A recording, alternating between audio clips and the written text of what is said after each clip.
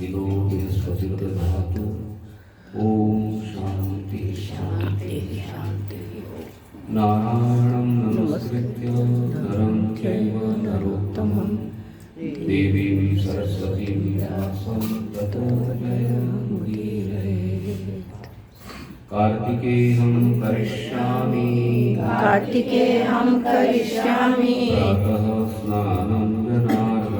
प्रातः स्नानं जनार्दन प्रीत्यर्थं तव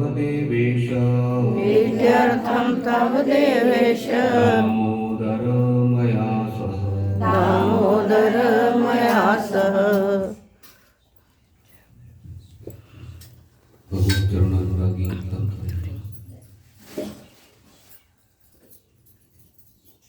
कार्तिक मास की पावन पर्व कार्तिक महात्म्य का श्रवण करेंगे।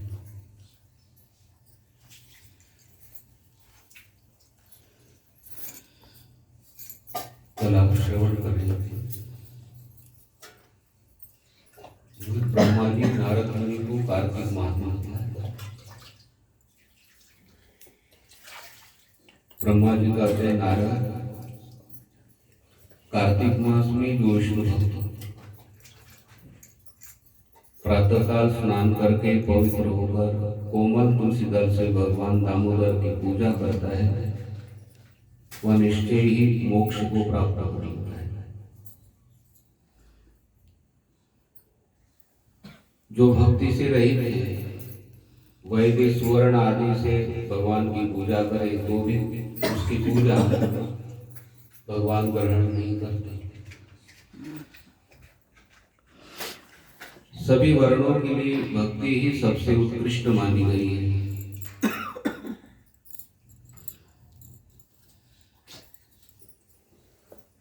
भक्तिहीन कर्म भगवान विष्णु को प्रसन्न करने वाला नहीं होता।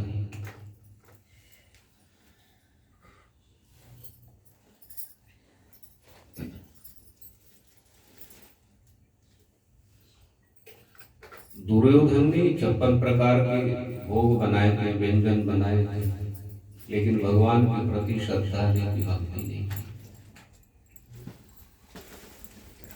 भक्तिहीन होने के कारण, श्रद्धाहीन होने के कारण भगवान ने दुर्योधन किया भोजन स्वीकार नहीं किया।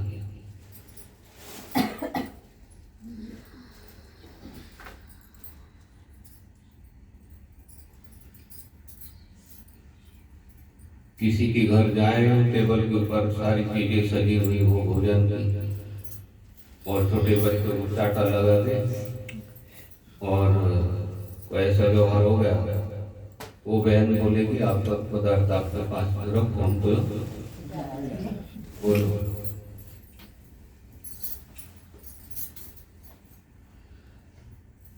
भक्तिपूर्वक भगवान की पूजा की जाए तो वे स्वयं आकर करके दर्शन देते हैं।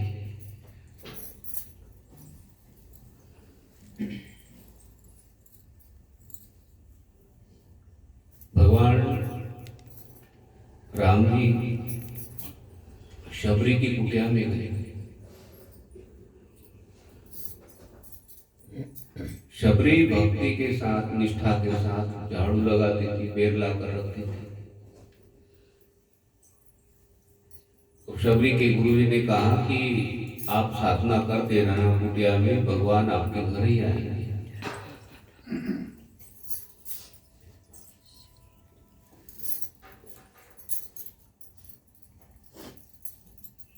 विदुरानी ने विदुर जी को कहा, विदुर जी जा रहे थे तो भगवान का दर्शन बाहर हो जाता था।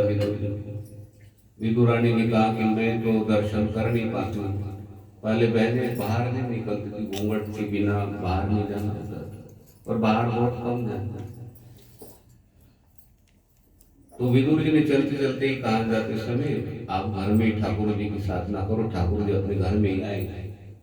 उस बात को देखो उन्होंने अपना अवगत कर लिया, उस बात को धारण कर लिया और भगवान के घर में आराधना साधना करते थे। जैसे आप घर में पूजा करते हो अपने छोटे मंदिर में, मंदिर तो छोटा नहीं होता तो आप घर में पूजा कर लेते हो। वैसे ही पूजा विदुरानी करती थी, और भगवान को जो अपने घर में चीज होती थी वो भोग लगाते थे, और एक कहते थे ठाकुर जी हमारे घर कब आओ। 12 वर्ष के बाद देखो साधना पूर्ण हुई, पूजा से उठी, ठाकुर जी हमारे घर कब आओगे, तो बाहर दरवाजा ठक ठक आवाज, देखे तो कौन है, भक्ति है, श्रद्धा है, निष्ठा है, तो कहते भगवान आकर दर्शन देते हैं।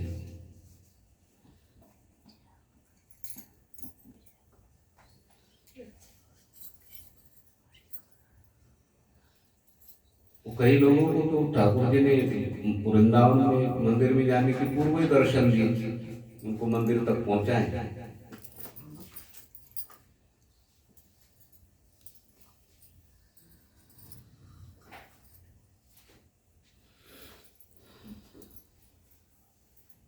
पूर्व काल में भक्त विष्णुदास भक्ति पूर्वक तुलसी पूजन से शीघ्र ही कहते विष्णुधाम को चला गया। विष्णुदास नाम के ब्राह्मण देवता तुलसीदास से पूजा करते थे। राजा चोर उसकी तुलना में काफी गौण रह गए।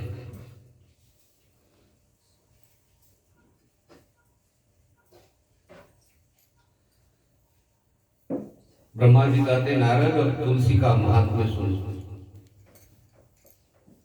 वह पाप का नाश और पुण्य की वृद्धि करने वाली है।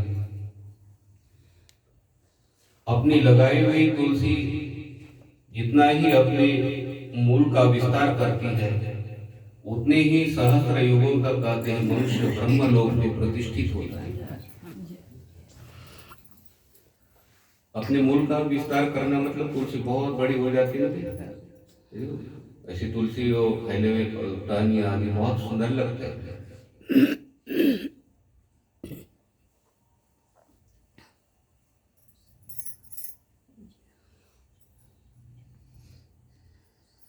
यदि कोई तुलसी संयुक्त जल में स्नान करता है तो वह सब पापों से मुक्त होकर कहते हैं भगवान विष्णु के लोक में आनंद का अनुभव करता है। तुलसी संयुक्त जल से मतलब तुलसी जल के अंदर में डाल के कहते हैं वो जल होता है ना, और फिर वो जल स्नान करने वाली बाल्टी में डालते हैं, जैसे गंगा जल मिलाते हैं। यहाँ चरणामृत लेते हैं तुलसी मिश्री, तो कहते हो जैसे पान करते और बाद में हाथ क्या करते हैं, ये भी एक स्नान है। अब क्या है, कोरोना आया तब से तो चरणामृत बंद करके रखे। वो तो इतना नियम था उसमें, कभी पार्क के गेट को हाथ नहीं लगाना, किसी गेट को हाथ नहीं लगाना, है जी। और साथ में दवाई रखनी पड़ती थी, कौन सी, बहुत नियम कर।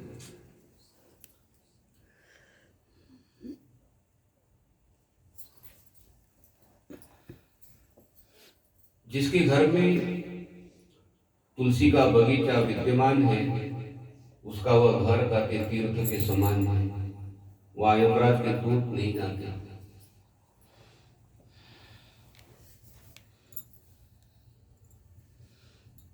तुलसी के पौधे कहते हैं जरूर अपने घर में लगाना चाहिए।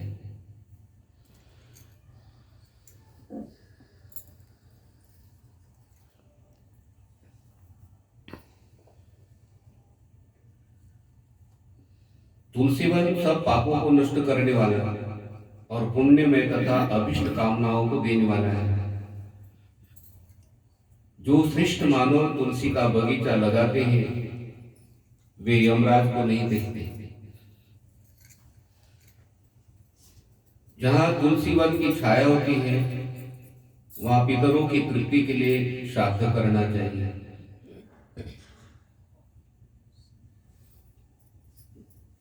जो प्रतिदिन आदर पूर्वक तुलसी की महिमा सुनता है वो सब पापों से मुक्त होकर कहते ब्रह्मलोक में जाता है। तुलसी की महिमा भी श्रवण करते हैं, तो श्रवण करने मात्र से भी कहते हैं ब्रह्मलोक की प्राप्ति हो जाती है। ब्रह्म मतलब अलग नहीं समझना, ब्रह्म का अर्थ है भी परमात्मा, ब्रह्म का अर्थ है विष्णु, ब्रह्म का अर्थ है भगवान, ठीक है। वो विद्वान लोग जो होते हैं उन्हें ब्रह्म बोलते हैं। क्या बोलते हैं? ब्रह्म बोलते हैं। और थोड़ा फिर पुराण जो पढ़ते हैं वो भगवान बोलते हैं, ठीक है। कुछ लोग परमात्मा बोलते हैं, है वो एक ही वाटर जल तो पानी। क्या पढ़ा लिखा व्यक्ति है तो क्या बोलेगा? वाटर। जल और पानी, पर्यावरण शब्द। पानी बोलने से भी जाली है, वही फल है। वाटर बोलने से भी, वाटर बोलने से कोई जूस ला कर देगा? एक 50 पैसे 50 पैसे और 98 से बोलते थे।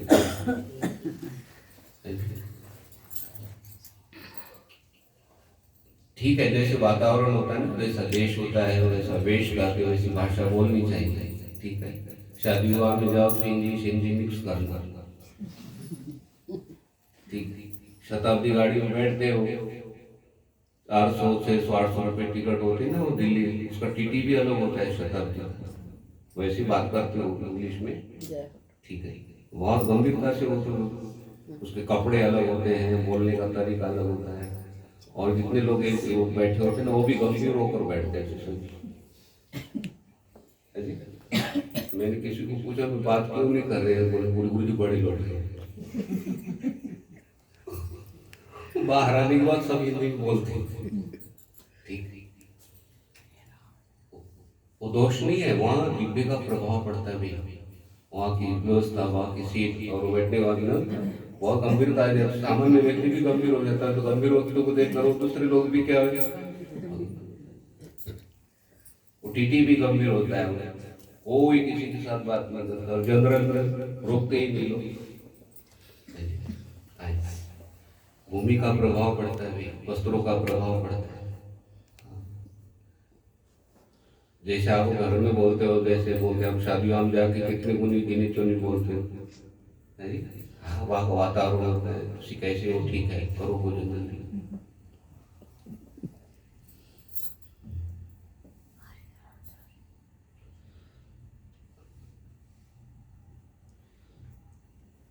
विचार कहाँ पर चल रहा था?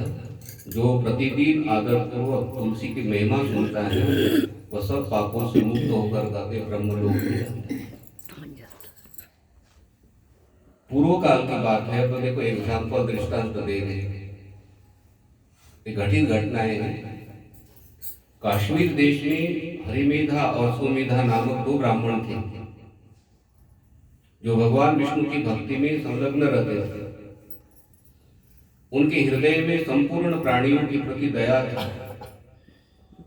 वे सब तत्वों का यथार्थ मर्म समझने वाले थे। किसी समय वे दोनों श्रेष्ठ ब्राह्मण तीर्थ यात्रा के लिए चले। जाते जाते किसी दुर्गम वन में परिश्रम से व्याकुल हो गए। वहां उन्होंने एक स्थान पर तुलसी का वन देखा। उनमें से सुमेधा ने वह तुलसी का महान वन देखकर उसकी परिक्रमा की। सुमेधा ने परिक्रमा की, भक्तिपूर्वक प्रणाम किया। ये देखकर हरिमेधा ने तुलसी का महात्म्य और फल जानने के लिए बड़ी प्रसन्नता के साथ बार बार पूछा, ब्राह्मण, अन्य देवताओं, तीर्थों, व्रतों और मुख्य मुख्य ब्राह्मणों के रहते हुए तुमने तुलसी वन को क्यों प्रणाम किया? प्रश्न सुनता है। जो नई पीढ़ी है उनको बोले तुलसी को बेटा प्रणाम कर, बोले मम्मी।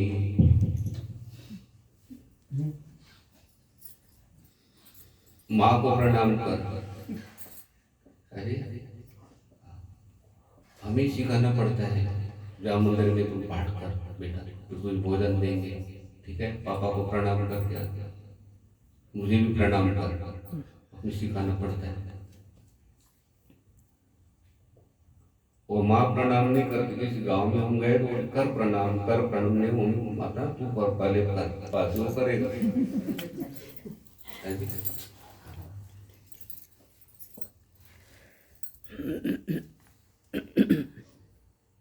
कुछ बच्चों के संस्कार, कुछ माँ के संस्कार। इधर से जाते समय बच्चे प्रणाम करते, छोटे छोटे बच्चे, माँ अपनी गंभीरता से चलती है।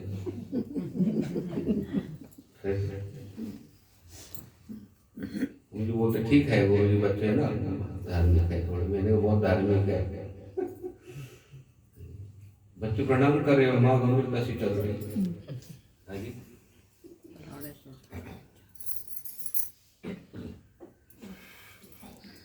साउथ की बात कर रहा हूँ, कहाँ की?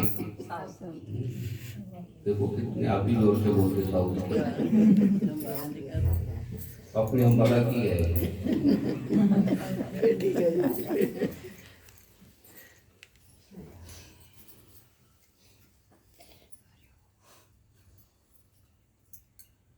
तो सुमेधा ने कहा, ये आपने प्रश्न किया है, बहुत धूप है, गर्मी है, यहाँ धूप सता रही है, इसलिए हम लोग बरगद के समीप चले, उसकी छाया में बैठकर मैं यथार्थ रूप से सब बात बताऊंगा। वहां विश्राम करके सुमेधा ने हरिमेधा से कहा, विप्रवर, पूर्व काल में दुर्वासा के शाप से जब इंद्र का ऐश्वर्य छीना गया था, उस समय ब्रह्मा आदि देवताओं और असुरों ने मिलकर क्षीर सागर का मंथन किया। दुर्वासा ऋषि ने इंद्र को शाप दिया था। दुर्वासा ऋषि ने अपनी माला दी, तो इंद्र देवता लोग भी देवताओं के राजा हैं, तो अपने पास में श्रेष्ठ क्या चीज होती है? माला होती। नंद बाबा के गले में नवरत्न का हार था, तो दासी ने आकर कहा कि अपने घर में लाला भयो। उसी समय उन्होंने क्या, माला उतार कर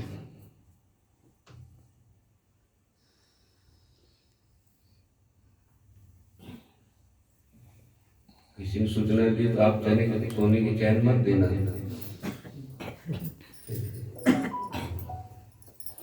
बधाई नहीं। वो तो उस समय ऐश्वर्य ज्यादा था ना, ठीक है।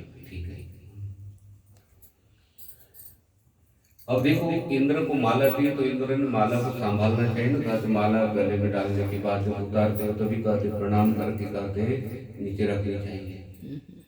कि कोई फूल श्रद्धा से देता है, कोई गुलदस्ता देते हैं, तो उसको बहुत कहते निष्ठा श्रद्धा से दी चीज को ना संभालना चाहिए।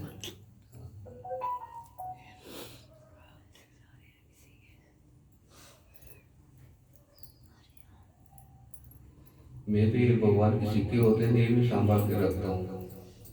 वो श्रद्धा से दी हुई चीज होती है, फिर वहां से लाता हूँ, हनुमान जी के पास रखता हूँ, फिर वहां से अपने पास लेता हूँ। वो एक एक रुपया करते करते 100 की नोट बन जाती है।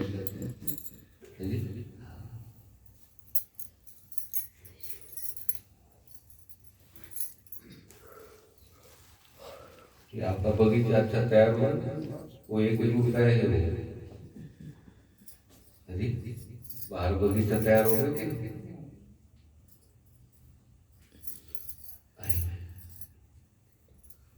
तो इंद्र देवता ने माला हाथी के गले के ऊपर डाल दी, माथे पे। वो हाथी ने माला गिरा दी, सूंड से पकड़ कर वो माला को पैरों के नीचे दुर्वासा ऋषि ने क्या कर लिया, इंद्र का जो ऐश्वर्य है वो सारा समुद्र में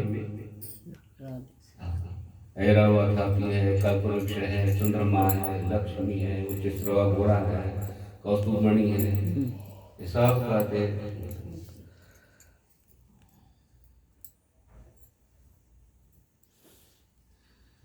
जब ये समुद्र मंथन हुआ तो कहते हैं सारी चीजें भी एक एक चीजें सब बाहर है, ठीक है।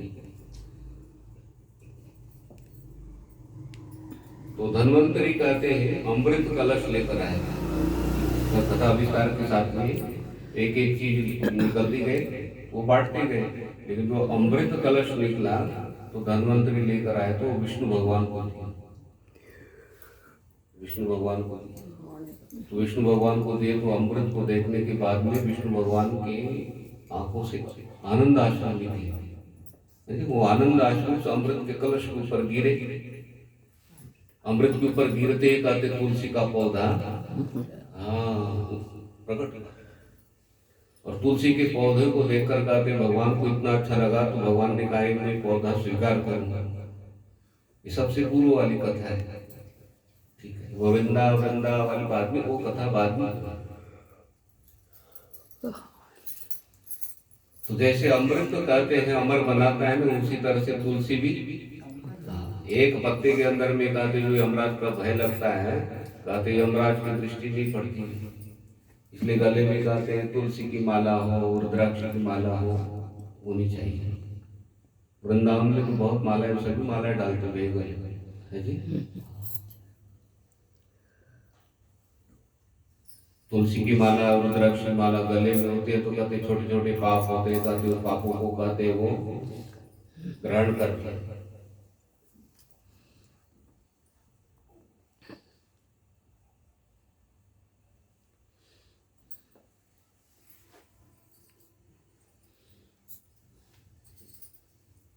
किसी ने शरीर त्याग दिया हो तो कहते हो उनकी वो रुद्राक्ष की तुलसी की माला नहीं निकालते।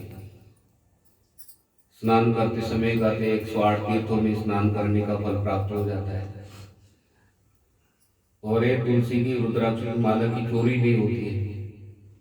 कभी आपने सुना भी हरिद्वार में एक बहन की माला तोड़ के चोर लेकर गया और माला तुलसी की थी, ऐसा कभी आपने सुना है? आप 2 दिन तुलसी की माला जब करते करते छूट जाए ना तो वही मिल जाएगी।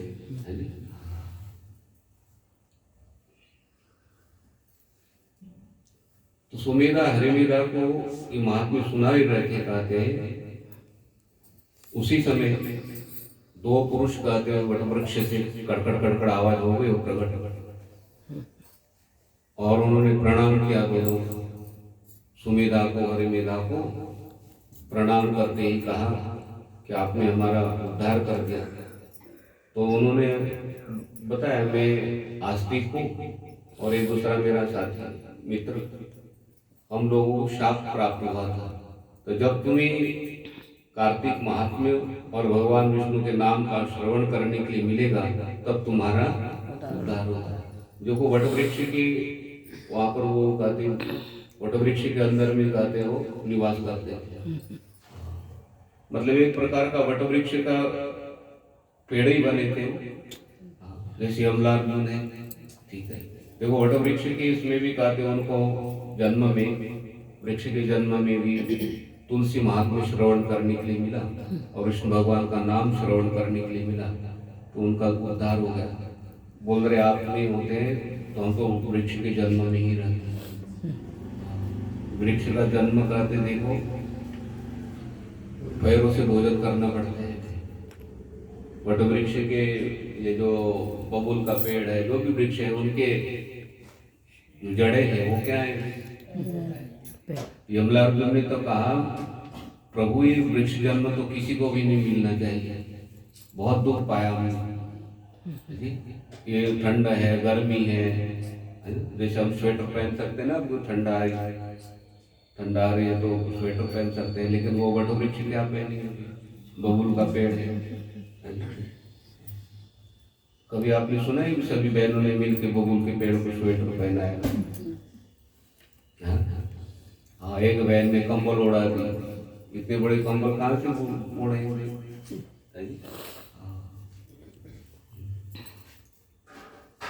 ये मनुष्य शरीर को छोड़कर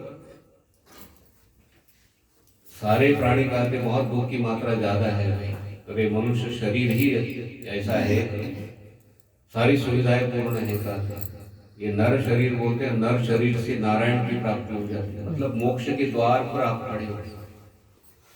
बड़े भाग मानुष तनु पावा, सूर दुर्लभ सब ग्रंथ निगावा, साधन धाम मोक्ष कर द्वारा, पाहि न गई परलोक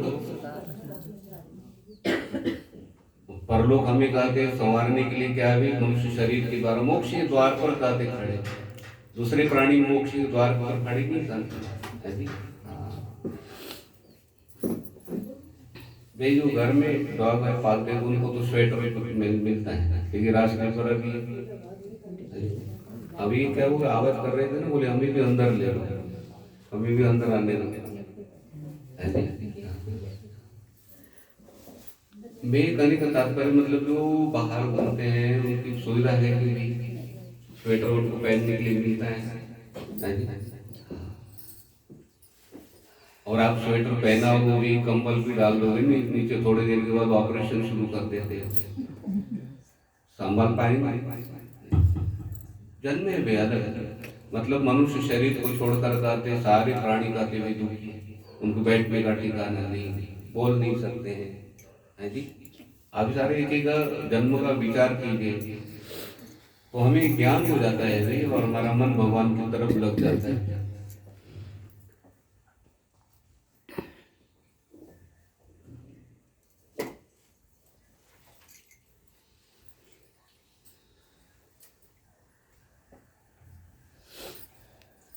आइए भोजन के थोड़े से नियम हमें पता हो। आचारहीन को कहते हैं वेद भी पवित्र नहीं कर सकते। आचारहीन, आचारहीनम न पुनन्ति वेदा, आचारहीन व्यक्ति को कहते वेद भी पवित्र नहीं कर सकते। ये घड़ा आचारहीन हो गया ना, मान लो जिस घड़े के अंदर में मदिरा है, सुखदेव जी महाराज कहते हैं कि उस घड़े के यमुना जी, गंगा जी, गोदावरी सारे नदियां आके वो स्नान कराने का प्रयास कर रही है, लेकिन वो घड़ा जब तक उसके अंदर में मदिरा है, ठीक है, उस मनुष्य शरीर की घड़ा तो है, इस घड़े के अंदर में कहते चीज अच्छी नहीं होगी तो कहते वेद भी आकर कहते हैं पवित्र नहीं कर सकते। भगवान देखो ना दुर्योधन के पास में गए, दुर्योधन को पवित्र किया क्या? दुर्योधन वैसा ही रहा, वैसे ही भाषा रही। भगवान गए ना, भगवान जाते हो, भगवान ने कहा 5 गांव गए थे, तो उन्होंने क्या उत्तर दिया, सुई की नोक के बराबर भी जमीन नहीं दूंगा। और भगवान की जो भगवान का संसार है, और वो बोलते ना दुर्योधन बोले प्रभु ये तो सारा संसार आपका है, 5 गांव क्या है जो आपका? दुर्योधन की फोटो लग जाती मंदिर में, सुयोधन नाम हो जाता जी। गांधारी ने भी तो यही गलती की, इतनी तपस्या की और पट्टी बोले खोलते हो तो आपका शरीर वज्र का हो जाएगा। तो बोलते मैं भगवान कृष्ण के लिए पट्टी खोल रही हूँ, भगवान कृष्ण का पहले दर्शन करूंगा। गांधारी का फोटो मंदिर में लग जाता है। सारी साधनाएं देखो व्यर्थ रही।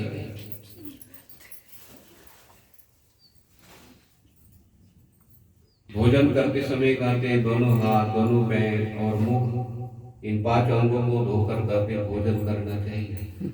ऐसा करने वाला मनुष्य दीर्घजीवी होता है। हस्ते पादे मुखे चैव पांचाद्रो भोजनम करेत्, पंचाद्रस्तु भुञ्जानः शतं वर्षाणि जीवति। ये प्रमाण क्या है पद्म पुराण के अंदर। हाथ पैर धोकर कहते हुए भोजन करते हैं ना, तो हमारे शरीर में जो भोजन करते समय चक्की चलती है तो गर्मी उत्पन्न होती है।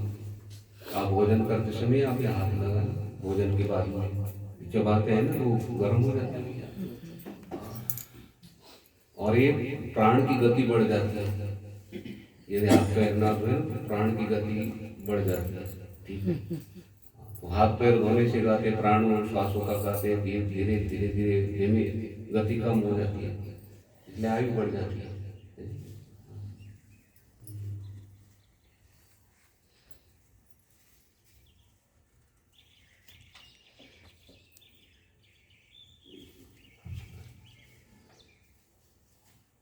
भोजन सदा कहते हैं पूर्व और उत्तर दिशा की ओर मुख करके कहते भोजन करना चाहिए। पूर्व की ओर मुख करके भोजन करने से मनुष्य की आयु बढ़ती है। दक्षिण की ओर मुंह करके कहते ग्रहण करने से प्रेत लोग उस भोजन को स्वीकार करते हैं, और पश्चिम दिशा की ओर मुंह करके कहते भोजन करने से रोग उत्पन्न होते हैं। उत्तर की ओर मुंह करके कहते भोजन करने से आयु और धन की प्राप्ति हो जाती है। उत्तर दिशा की ओर और पूर्व दिशा की ओर मुंह करके भोजन करने से आयु बढ़ जाती है, ठीक है, और धन की प्राप्ति हो जाती है। और आयु बढ़े और धन की प्राप्ति हो, कौन नहीं चाहते भी? हाँ जी।